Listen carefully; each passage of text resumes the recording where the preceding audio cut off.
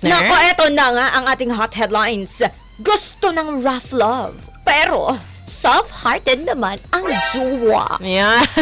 Sa ating mga ka-vibes dyan, di ba? Nakaka-relate ba kayo? Di ba? Ikaw ba yung tipong tao na very baby girl, baby boy? Or ikaw ba yung gusto mong, ano bang yung term doon? Zaddy. Zaddy. Mommy? Ganyan. Di ba? Zaddy.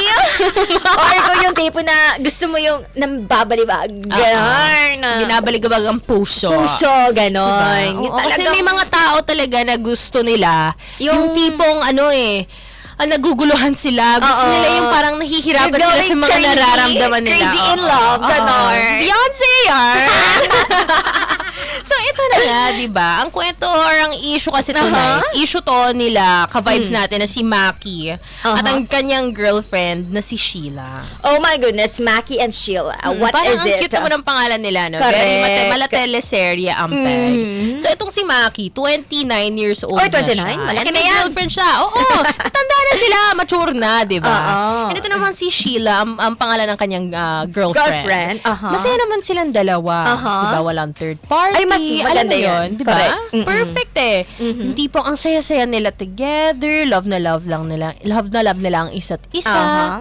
Pero, itong si Maki kasi, Nako, ayan na ha. Pero bakit? Ano meron? may concern kasi siya. Ano na naman yan, Dahil Maki? daw, may mga bagay na hindi siya sanay na ginagawa sa kanya ng girlfriend niya pag bebe time niya. Ay, naku, ano ba yan?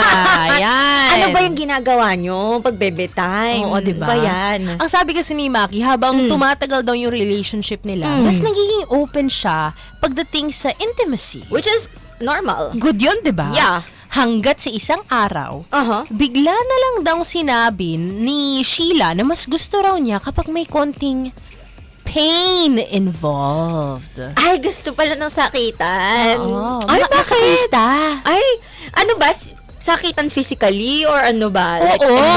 Physically. Oh my goodness. Okay. Yung may konting pain ba, ganon. Aha. Yung tipong casual lang daw, ganon. Okay lang daw naman kasi kay Sheila na yung sinasabunutan. Bakit siya sasabunutan? Oh my goodness. Yung minsan daw, gusto din daw niya yung medyo hinahampas yung lower back niya. Oh my gosh, sinasabunutan at hinahampas. Oo. Siyempre, itong si Maki, akala niya joke-joke lang. Siyempre, parang yung girlfriend niya, demure, very pabebe. Tapos biglang, ganun pala yung trip? Seryoso pala si Sheila.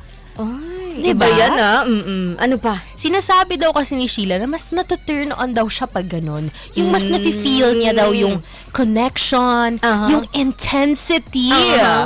And para daw kay Sheila, hindi naman daw violence yun. Parte lang With yun. consent naman kasi. With consent naman pala. Oo, ang Ay. tawag daw doon, according kay Sheila, Ano yun?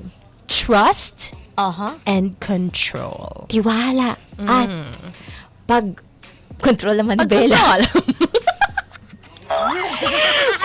si Maki, alam mo, good naman sana eh, no? Open naman kasi si Sheila.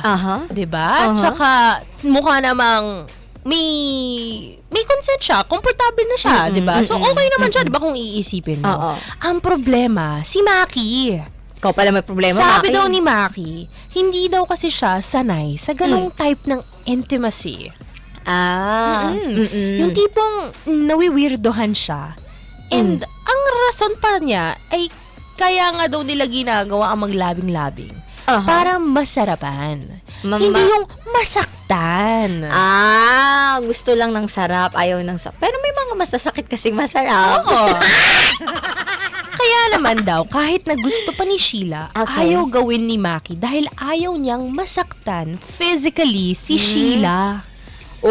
So ibig sabihin, may care pa rin naman pala to si Maki. Totoo naman, nanggagaling naman siya from a place of love. Kaya na nga, takot na takot daw si Maki na ito ang pagmulan ng away nila. Yung tipong maboboard si Sheila sa relasyon dahil walang thrill sa paglabing-labing nila. So, yun ang problema ni Maki. Yun ang issue ni Maki at ni Sheila ngayong gabi.